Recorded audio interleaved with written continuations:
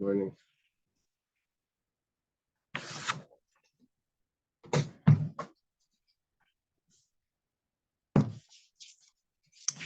I'll try to catch up. Maybe we'll do it Thursday night. So we're a page behind. We're holding by 26b. I'm sorry, 25b, which is a Mishnah on the bottom, Metzia Daf. Right, that's where we're holding. Found in a mound. Does it start up? A little bit before that. A heap of says here, stone. We did the last piece. We did the liftness. We did the two translations.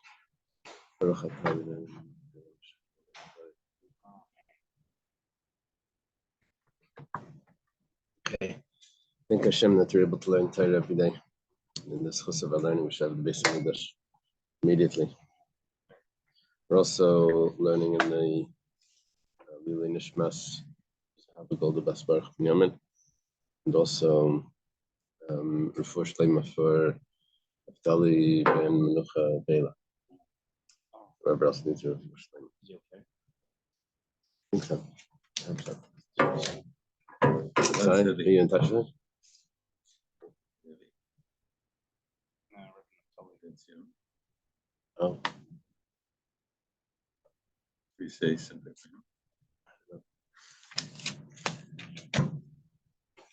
Yeah. Whatever you want, make it, let's put it on the list. Okay, so the Mishnah says like this: Matzah Begal.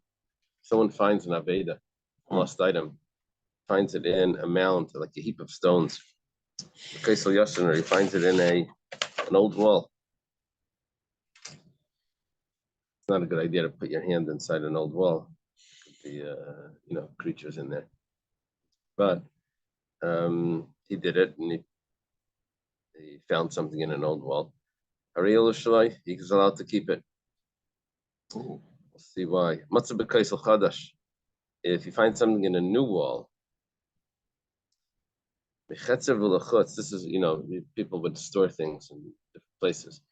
So at one time, the door makes a hole, the doorknob, if you don't have a stopper, it makes a hole in the wall.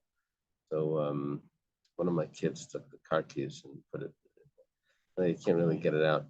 I had to take a drill, not a drill, it's like a jigsaw. You cut a hole in the bottom to make a hole for a mouse, like a little thing. Take it out. Anyway, so he was putting it in a safe place. So, okay, so if you find something in a new wall, then it's going to make a difference. The walls back then were like stone, so they were wider than what we're imagining. If it's from half the wall to the outside, then it belongs to the finder. If it's from the half of the wall to the inside, then it belongs to the homeowner. The homeowner put it there and he's storing it there. You can't take it. Let's say it was rented to other people, then what do you mean the homeowner? It doesn't belong to the homeowner. The homeowner doesn't even live there. Then even if something that was found in the house, then it would belong to the finder. even though he's renting the house out to someone else, so everything in the house is technically his. He's renting it out, but if you go into a hotel room and you find a phone charger, so whose is it? Is it the hotel's or is it the guy that was there the night before? You don't know. I know. So we're assuming that if it's not part of the furniture, that you're assuming that, let's say, okay, that phone charger maybe is part of, you find a watch, you find something like that. You find a camera. Whose is it? It's not from the hotel. Do we talk about A cufflink. I know oftentimes dogs like to bury stuff in the ground. Right. Stuff, but if someone has treasure and they want to dig a pit and cover it in a Right. which is rabbin. Yeah. These cases is that if someone placed it there, you're not supposed to touch it. That's the basic problem. So these things were placed there, let's assume. So you're supposed to leave it. if it's guarded, it's not going to get ruined. So at least with the walls, not with the mound, but with the walls, someone placed it in the walls. Gemara is going to explain in a minute. Tana, start in the Bryce, I'm sorry. What if the wall is a shared wall, or like an apartment or a townhouse? So then it would be half. That's what it means It when means it's half. half and a half. Yeah. We're assuming that half of the wall is to the Rosh Hashanah. So you're saying, okay, so it could have been anyone put it there, but the same thing would apply to if it was a shared wall. Tana was taught in the Bryce that regarding the heap or the wall, the old wall that it says you're allowed to keep, what you find in it, he could always say to the owner, he says, hey, why are you taking that diamond ring that you found in that wall? That's mine. He says, no, it's not yours. It belonged to the Amirim. Amirim were the tribe of Canaanites that lived in the land of Israel before the Jewish people were there. Yeah. So the Gemara asks, Satam Amirim Matzni Israel Matzni. 1 second. I know that they were here 3,000 years ago. They lived there. But does that mean that Jewish people never put anything in their wall? Could be his as well. It says it's very, very rusty. So the Gemara was from 1,500 years ago that wrote this. It was only before that. It was only 1,500 years before that. But it could get rusty. Now it's 3,000 years of rust. Okay. Since it's very rusty, so it's assumed that the owner would not have left it there to get so rusty. It must be that it was forgotten there or by those Amirim.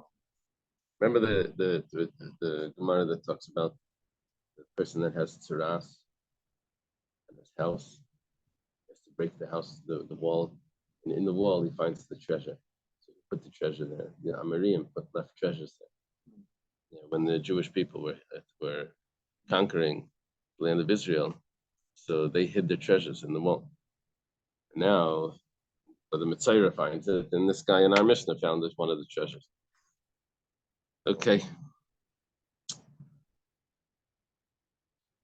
Kaisel Chadash, if it's a new wall, if it's halfway, if it's on the outer half, then it belongs to the finder. If it's on the inner half, then it would belong to the Balabayas. Amar Ravashi.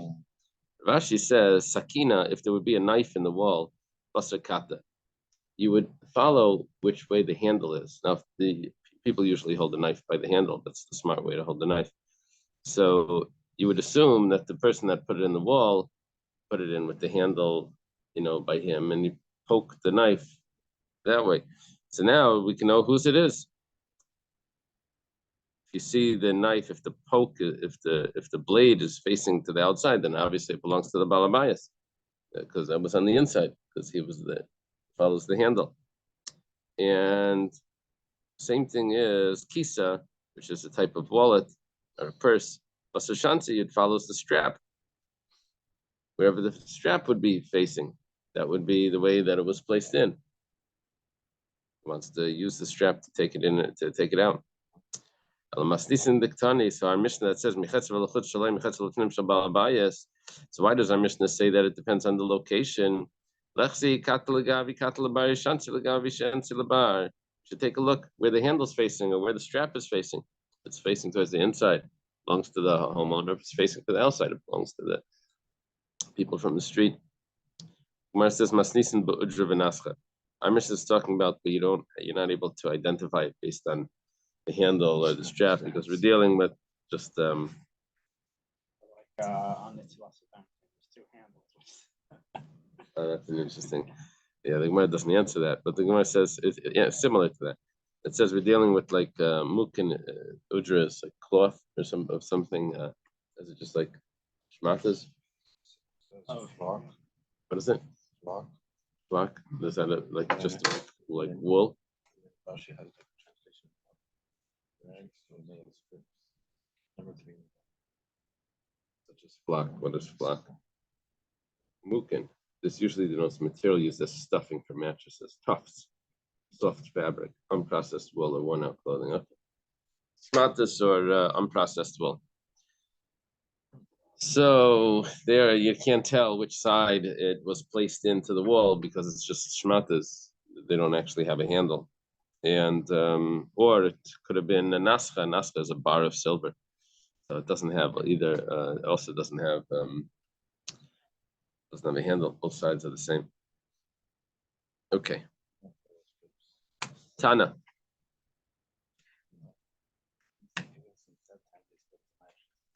Yeah.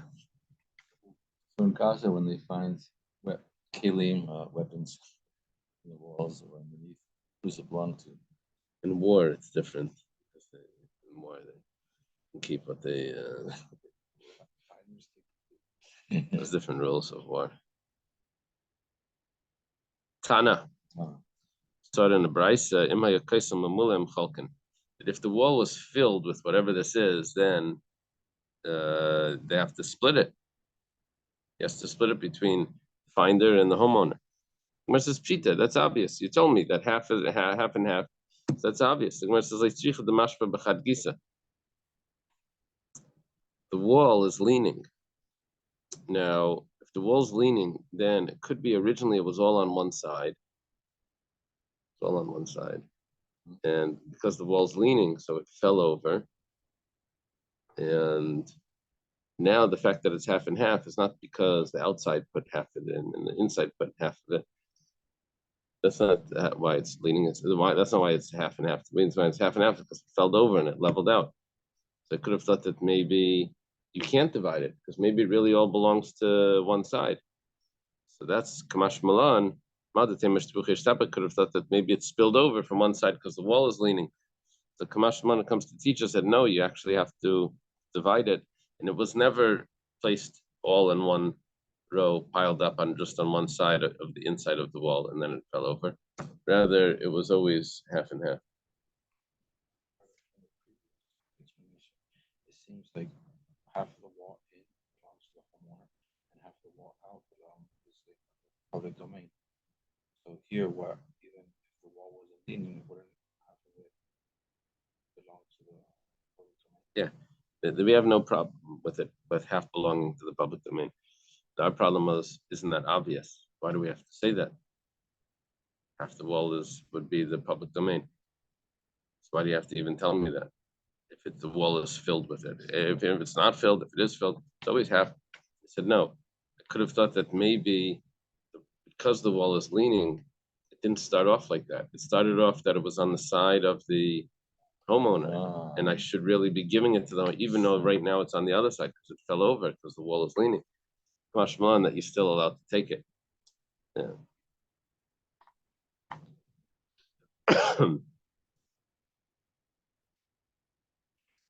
Okay.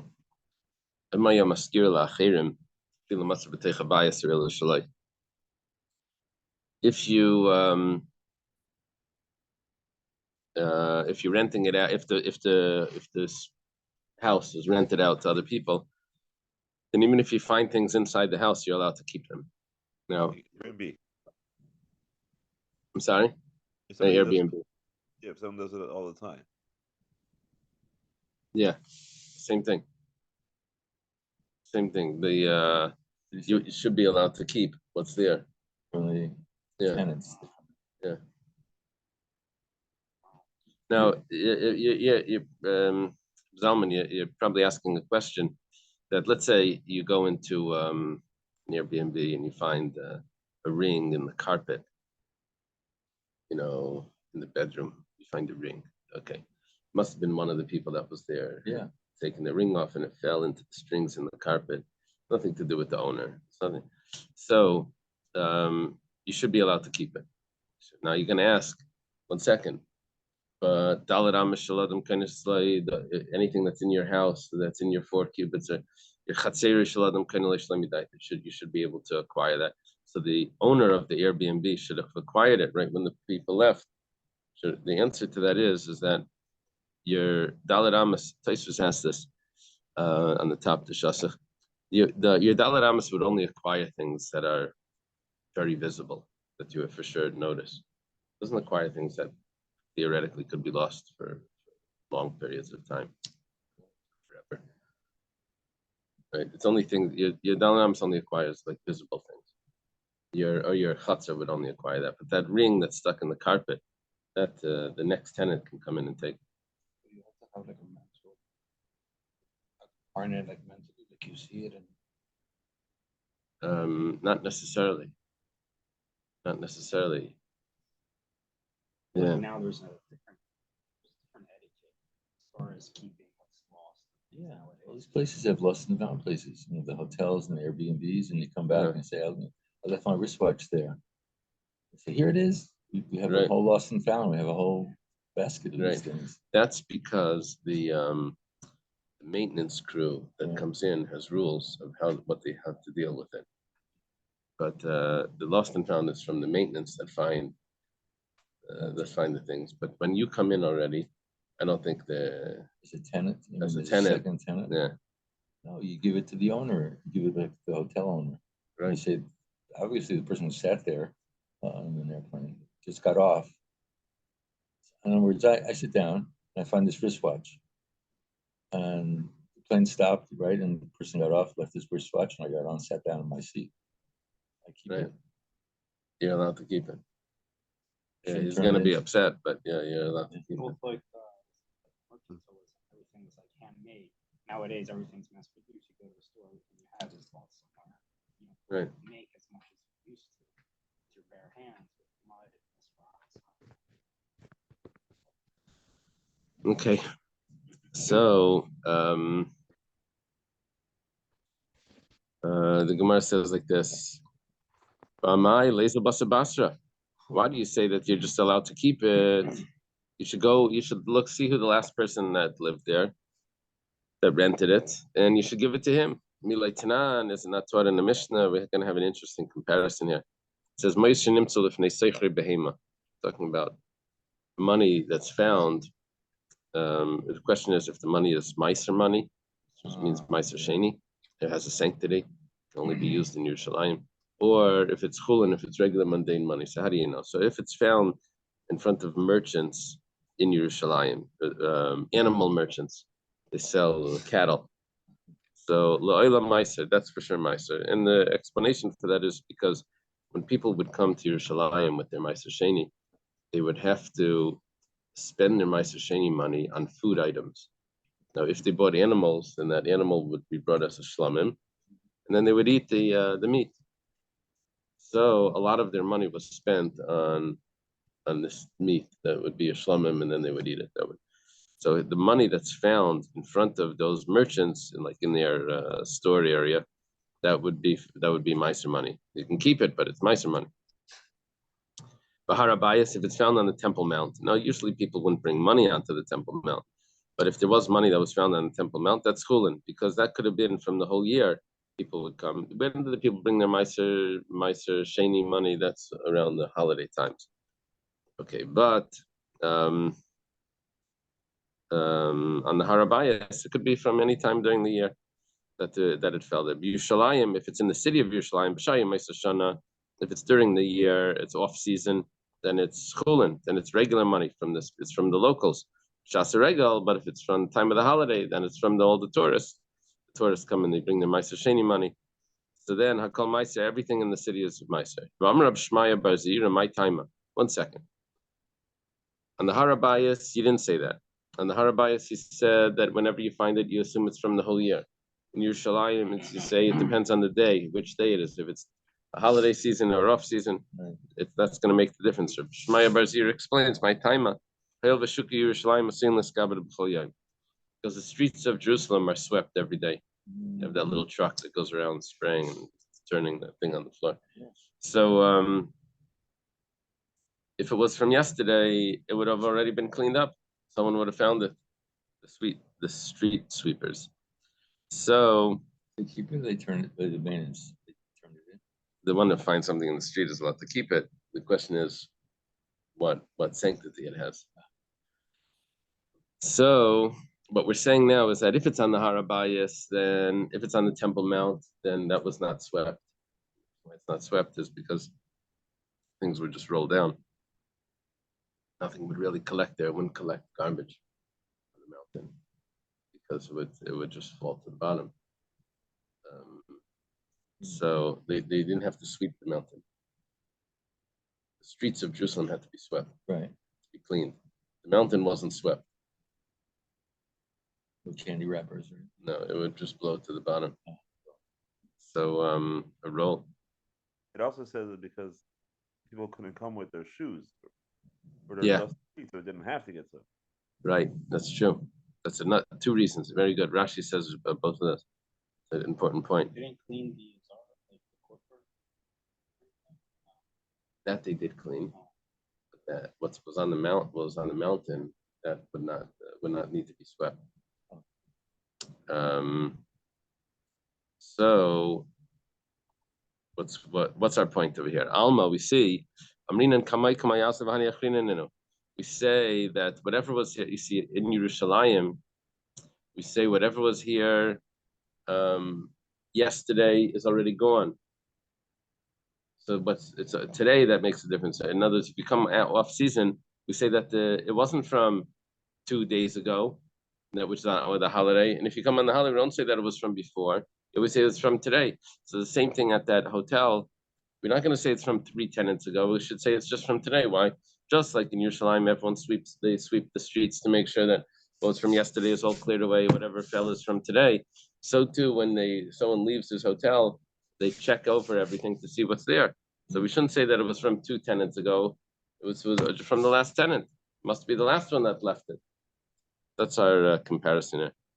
So Hachanami, we should say that Kama Azal, whatever was from an earlier tenant is already gone. Vahani Debasrahu, everything here belongs only to the last tenant. So you should really have to return whatever you find to the last person that was there. nice. It's like the back of a taxi as well, or an Uber. Really, it's the last person that was there who left their camera in the car, right? My younger brother once went skiing up in the mountains down on Colorado. He dropped his GoPro. Some random person found it and gave it back to him. Wow, that's nice. How do you know it was his? Maybe you saw the videos. Because you can't see him. He's on the slope. You always do the next guy after. He had his name on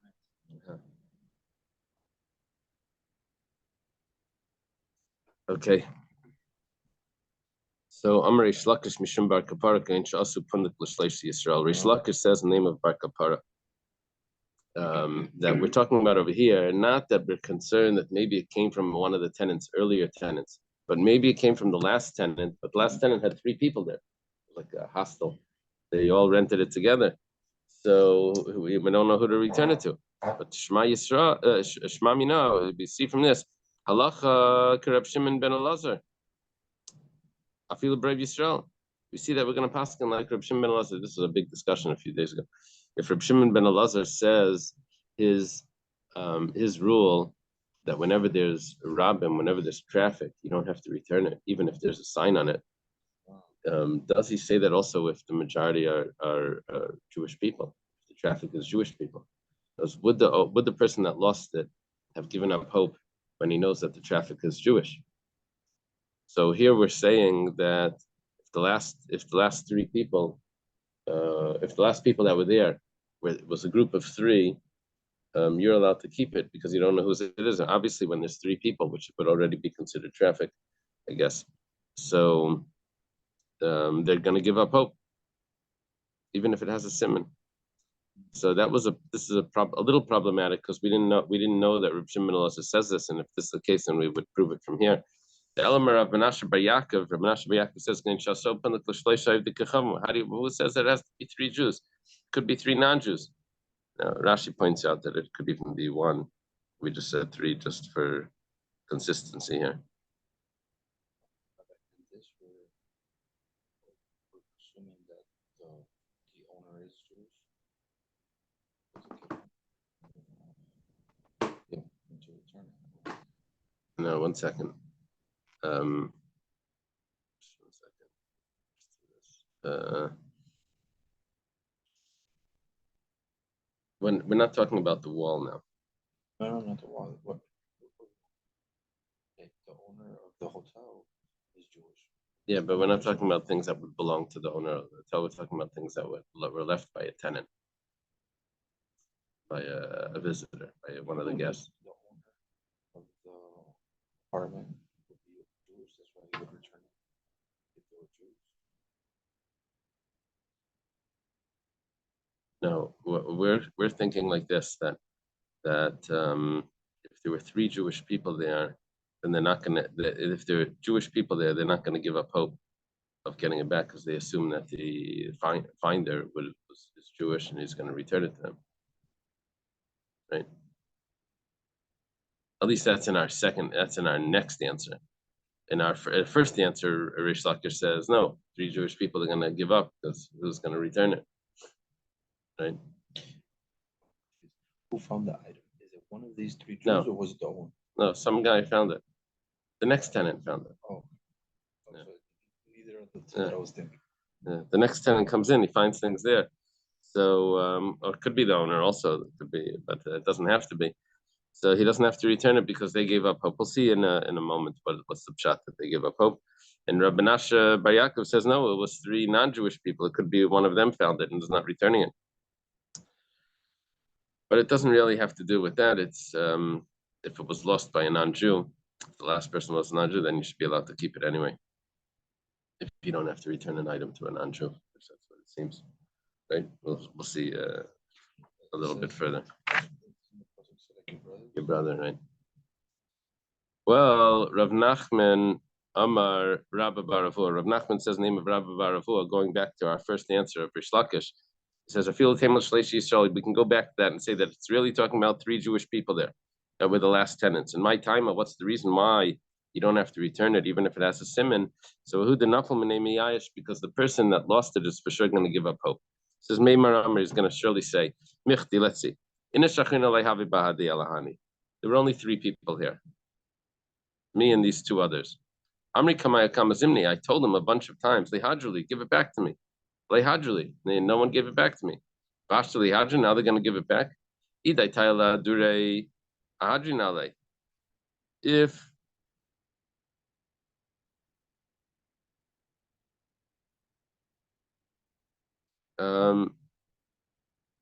If they would have wanted to return it, then they would have surely returned it. Probably one of them wants to steal it. They're not returning it. That's the case.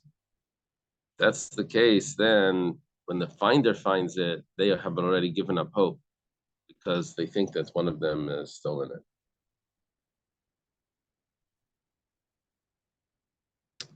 What about Reb Shimon ben Elazar? It's always like that. You see, this is a very interesting point. What we're trying to do over here is trying to avoid paskening like Reb Shimon ben Elazar by Reb Yisrael. Shimon ben Elazar says if there's a lot of traffic, then you're allowed to keep it even if there's a simon on it. So we were asking, does Reb Shimon ben Elazar say that even by Reb Yisrael, even if the traffic is Jewish traffic? So we didn't want to say that he says that. We wanted to say that if it's Jewish traffic, you have to return it. So over here we're saying that it's Jewish traffic and you don't have to return it because we think that the person thinks that that this traffic stole it. Well, why don't we say that always? By Reb Shimon ben Elazar. The answer is like this: that when you know who the person that lost it is, everyone knows who lost it. Someone's not giving it back. Then the person's going to think that someone's stealing it. But if someone loses an item and the person that finds it has no clue whose it is, but he's going to have to wait to announce it when the holiday comes and everyone's going to gather together, I'll announce it later. So then he doesn't give up hope. He doesn't think that someone stole it. He thinks that the person that found it doesn't know who he is. So he goes and he checks on all the websites, anyone that lost, all the lost and found places. He didn't give up hope. Over here, the person that found it for sure knows whose it is because there were only 3 people there. So he's giving up hope more than if the person doesn't know who lost it or who found it. Over there, they don't give up hope. That's why. So by Reb Shimon ben Elazar's case, which is where they don't know who found it, then he doesn't give up hope, and over here he does give up hope. That's what Rashi points that out. Why is it announced? Is it announced during the holiday? Yeah, they would announce. We'll see shortly. At the holiday, they would make announcements when everyone was there. Was the Rav Nachman Latamei? Rav Nachman followed his reasoning. Rav Nachman. People lose things today as well, but today we have so many items, and things are so replaceable. Back then, people got a pen for the bar mitzvah, and that was their pen. They got a watch, and that was their watch. It wasn't. So you had an item; it was more significant.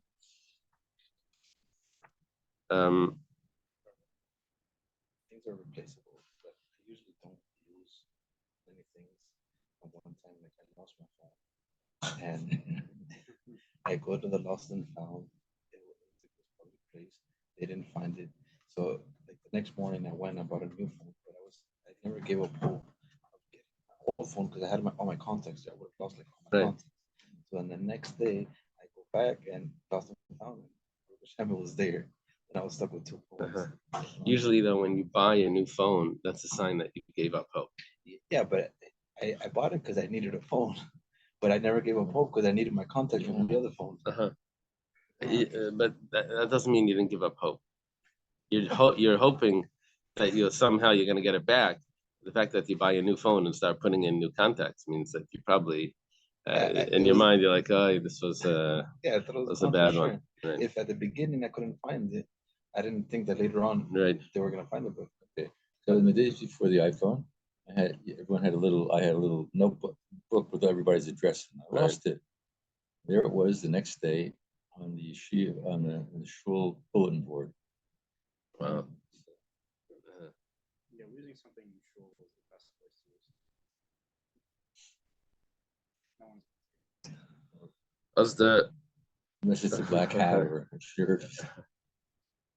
As the Rav Nachman Latamei. Rav Nachman follows his reasoning. Rav Nachman is the one that came up with this answer about the people thinking that maybe one of the other three, one of the other two, stealing it. Rav Nachman says, Ras Sela Shenafel Mishnayim. If you happen to notice a coin that fell from two people, Chayiv lahachzer, you have to return it. My time, what's the reason? The person that it fell from doesn't give up hope. Maramari would say like this: Michti, there was no one else here. Elahai, only this fellow. It's like two people. There, and you're the third person. What's that? When we were learning about it. Oh.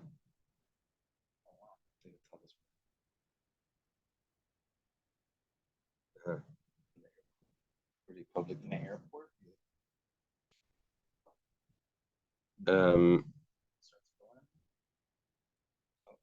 Well, you lose a child, walks away on the beach. Yeah, that's scary. So then the lifeguard picks him up. His eye. Got this child here. He's wandering around, and oh yeah, that's my child. He's supposed to be here. He's up there. Yeah. Does it get into that in About losing a child?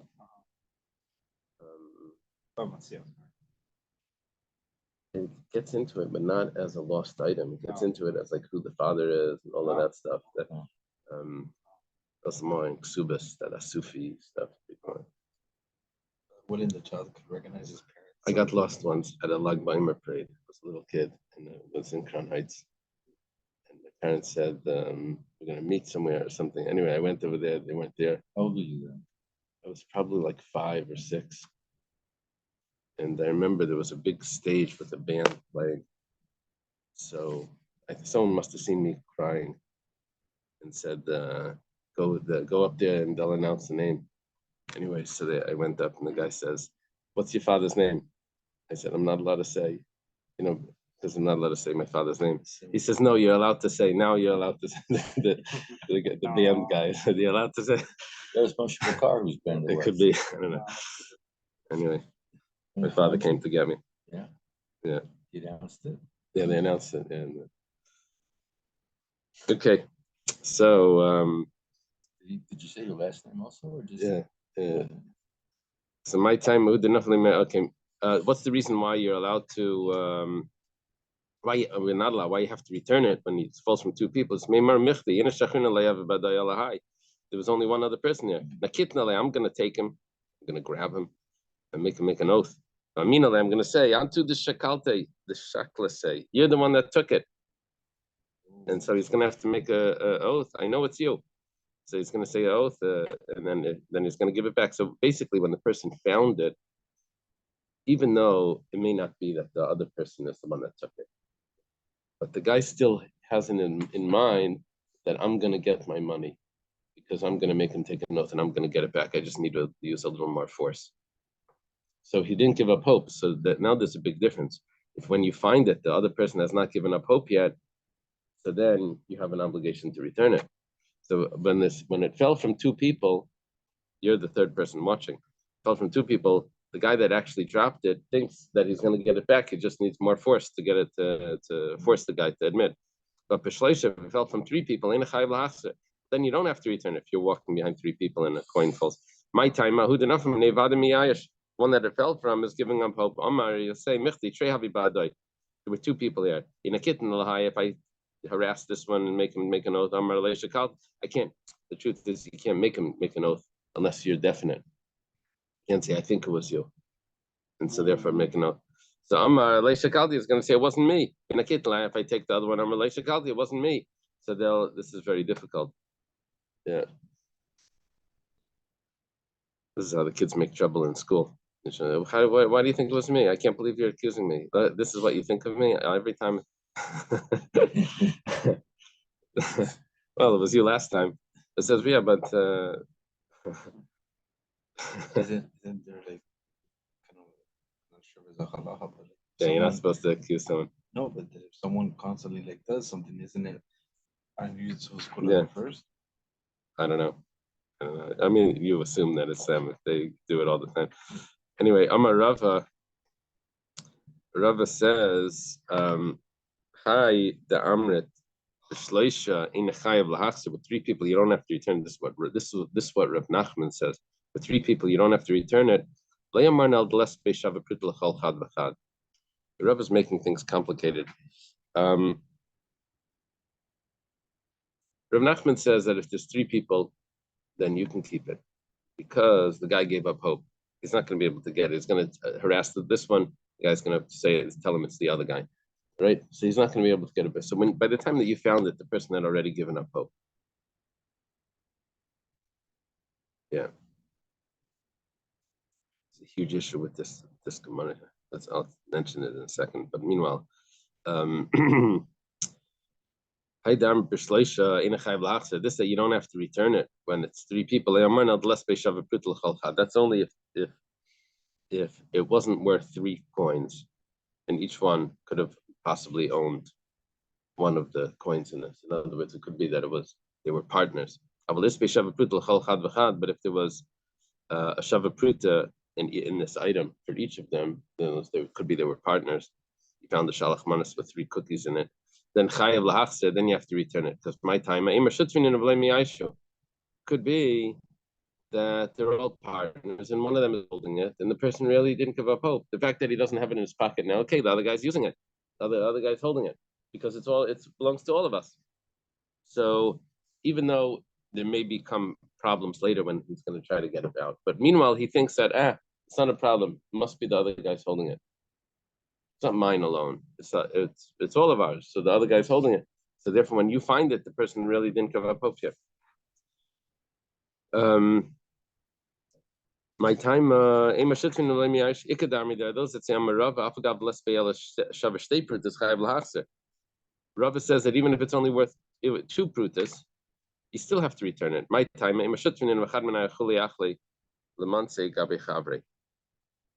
could be that they're still partners, and just one of them has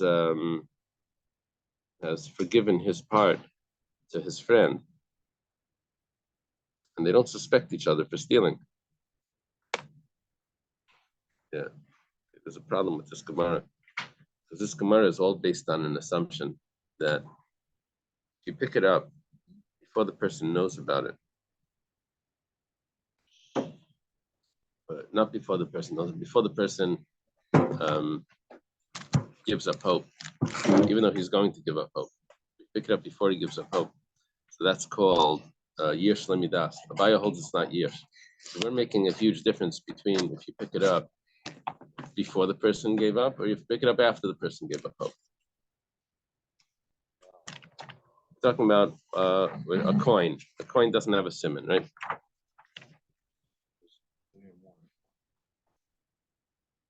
We're talking about a coin that doesn't have a simon. Now, why? So why do you have to return it if it's one person or this or that? Because if it only fell from two people, then you have to return it. Because at the time that you picked it up, even though it doesn't have a simon, and the guy's for sure going to give up hope, but you picked it up before the person gave up hope, which is called Yish Lemidas. And we paskin like a baya that holds Yish Lemidas is Loi Havi Yish. It's not considered give up hope because you picked it up before he gave up hope. Even though he's definitely going to give up hope shortly, but he didn't give up hope yet. So when you picked it up, you have to return it. Yish Lemidas Loi Havi Yish. The only problem is that Rava argues on a baya, and Rava says Yish Lemidas is Havi Yish. So it doesn't matter when you pick up. If the person is going to give up hope because it doesn't have a sign, even when you pick it up too early, before he gives up hope, it's already considered like he gave up hope. So this whole Gemara has nothing to do with Rava. So when it says of Yarama Rava has really nothing to do with this. This is all only following Abaya. That's a very strong question on this Gemara. The Rishonim discuss this, and the answer, an easy answer is there's more complicated answer, but an easy answer is they switch it to Rava. There's a okay. Yeah. Is this different? Before we learned that it had to be like two things, like despair and that could change. That's by a theft. Oh, it's different Like because that, it's like found. Yeah. That's actually Hill is mentioning that that there's Yush and Shina Rishus.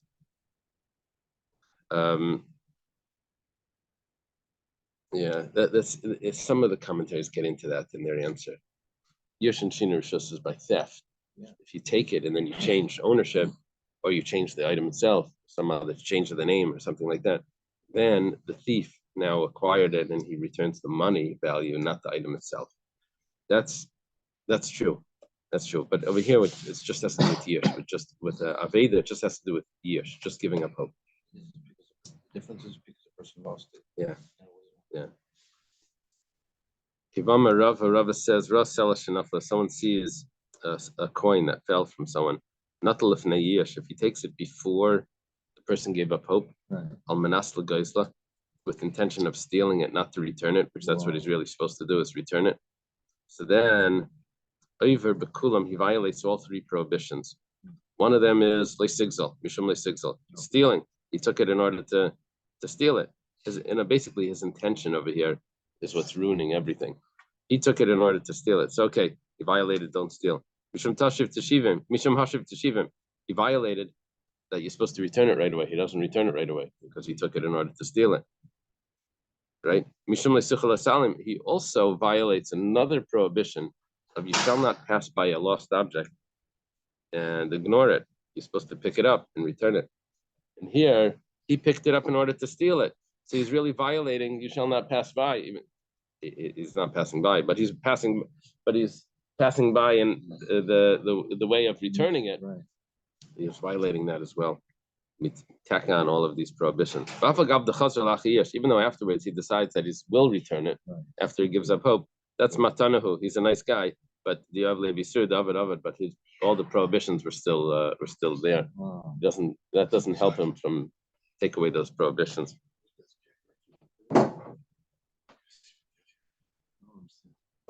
Okay. Not lefnei yish. Amanas lachzira. Let's say he picked it up before the owner gave up hope, but his intention is to return it. And then afterwards he intends to steal it. He changed his mind in the middle. At first he was like, oh, let me go return this. And then he starts to realize, but I have a credit card bill and this would really come in handy. He decides to steal it. So even Misham Hashiv Teshivim, he just violates the one prohibition of you shall return it. Shall surely return it, and he's not doing that. Okay. Let's say he stands by and he waits for the owner to say, I'm gonna have to buy a new cell phone. I'm gonna have to, what a loss I had. And then he takes it. So he waited for years before he took it. So now we can keep it, right? So he only violates, you shall not pass by, which means you shall not ignore the item on the floor. That's one prohibition. Amar Rava. If someone sees that something fell from his friend in the sand, they're sitting on the beach. Yeah. You see something fall. He found it and he took it. He doesn't have to give it back. My time, what's the reason? The guy that dropped it, he's for sure giving up hope. Even though he sees now the icy arbel of a marble, he sees that he's bringing a sifter and he's sifting the sand. He's going through the sand with his metal detector. You know, the thing that people still do that? They go around? What is it? You should get one for ready. Since it became from I used to go earlier. like in Maryland, they have a lot of Civil War sites on like old Civil War bullets and coins. Right. This guy in Rhode Island had a one of those things. It's not a joke. And he went. He was like a hiker. Interesting. He went to Canada and he came back with these rocks. And he said that they were meteorites that he found. And apparently, they were very valuable.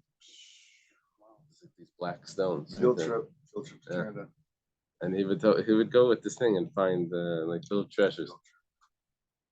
Okay, so May Maramar, I forgot the guy's name. May Maramar kihechi de nafal minei didi hachi nafal mi'eneshachinu mishkach lemidi. The guy, even though you see that he's not giving, it looks like he's not giving up hope because he's coming with his metal detector, his sifter to sift through the sand. What he's thinking is, look, if I lost something, maybe someone else also lost something, but I'm not really going to get my own thing. Maybe I'll just find something. That's what he's thinking. Okay, let's go further. Matzah bechanos, a new Mishnah. Someone finds something in a store. Now, exactly the setup of the store in today, in those days, it's basically, if it's where the customers are, then it fell from a customer. If it's behind the cashier, then it was from the cashier. That's basically what it is. If you find it in the store, bechanos, in stores, what does it say? In a store? Yeah, in a store. In a store. Okay.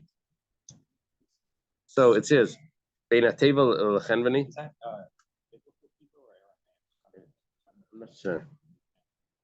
I don't know it. I don't think it's biblical Hebrew. It's Mishnah. Bein HaTevel L'Chenveni. If it's between the cashier, which is the table that the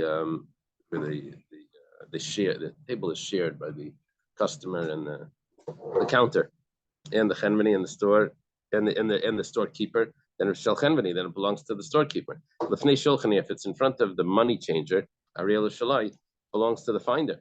But if it's between the chair and the money changers, and the money changer, what is the chair? Chairs, I think, is the base of what he keeps his table on. So then, Ariel Shel Shulchani belongs to the money changer. This is interesting. So because the case before, if someone walks into a bank and finds money on the floor, according to this, you can keep it. It's just from right. It's not from the other side. The other side, you get arrested. But on this side, it's okay. It's good luck. Also, like a window, like in most banks, they have windows, so there's no way to get to the other side. Oh, Yeah, it's plastic bins. right. Right.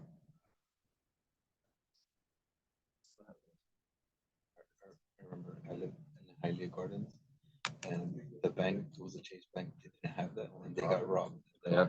After they sure enough put it up. Uh-huh. Hialeah Gardens. It's a guy in Bell Harbor, real Chassidish guy, and he went to buy money. He went to buy stuff for Brengen. The Mittler Rebbe, I forget it was Teskis or something. Anyway, went to the store. He filled up his cart, and he didn't have any money. He came to pay. He didn't have any money. His card didn't work. Something. He didn't have any money.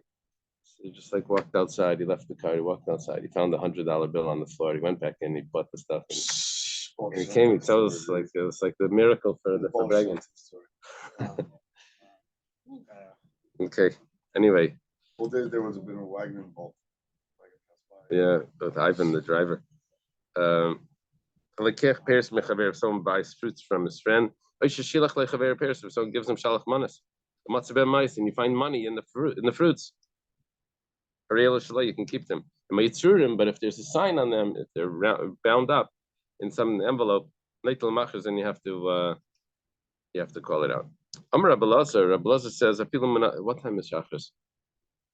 Yesterday it was 6:37. Okay, let me go finish. Let's see if I can get to the Mishnah. That even if it's on the table itself, you're still allowed to keep it. Now we're going to get a diak from the Mishnah. We're talking about the money from the money changer. Tanan. Start in the Mishnah. If it's in front of the money changer, you're allowed to keep it because we're thinking it's in front of the table. But if it's on the table itself, the shulchani, then it probably belongs to the money changer. But let's read the end of the Mishnah. It says, if it's between the base of the table and the money changer, it belongs to the money changer. But if it's on the table, then shaloi, then he can keep it. So if you look at the Mishnah and you look at the implications from the beginning and from the end, you have a contradictory implications. We can't learn anything from that Mishnah. So how does Rabbi Lazar know that if it's on the table, if it's on the counter where they change the money, that you're allowed to keep it? He had a question in the Mishnah. Why did it need to say between the chair, which is the base of the table, and the money changer belongs to him? Let it say even more. Let it say even if it's on the table. Inami or matzah b'shulchanais. They found it in the whole store of the money changer. Like it says in the beginning, if you found in a store, shalai, he keeps it. It's coming to teach me even if it's on the table, that he can keep it. In other words, the fact that it says lefnei shulchanei, that tells me that anything that's in front of him would belong to, as long as it's not on the floor between him and the box. So then anyone else can keep it. Someone buys fruits from his friend, or he finds money in it. This would only be if he purchased it from a merchant that purchases it from a bunch of farmers. But if you purchase it from the farmer himself, you have to return it. Right. So in other words, he doesn't know where this money's from because he buys it from. He doesn't buy it from the farmer itself. This is only if he bought it from a merchant that buys from different people, suppliers. But if he buys it directly from the homeowner, which means from the farmer, then he would have to return it. Rav Nachman has a question over here. He says, 1 second. You think that the farmer doesn't have workers that are helping him? How do you know that it goes directly to him? Maybe it's from one of his workers. So Amalei Yismaya. He says, if that's the case, who did Rav Nachman? Who's Rav Nachman talking to? Oh, the Tana that's saying this in front of Rav Nachman. So Amalei Yismaya. So the Tana says, "Do you want me to erase that brisa?" He had it memorized. Amalei says, "Loi to targum asnisin shedashin al yidei avdei v'shevchasei aknanim." We have a simple answer. Rav Nachman tells him that if you want, you could just translate it. That it's talking about non-Jewish slaves. That even if it did fall from them, but it still belongs to him because he owns everything that they own. Okay. Good job. Can we get up to the Mishnah? Yeah.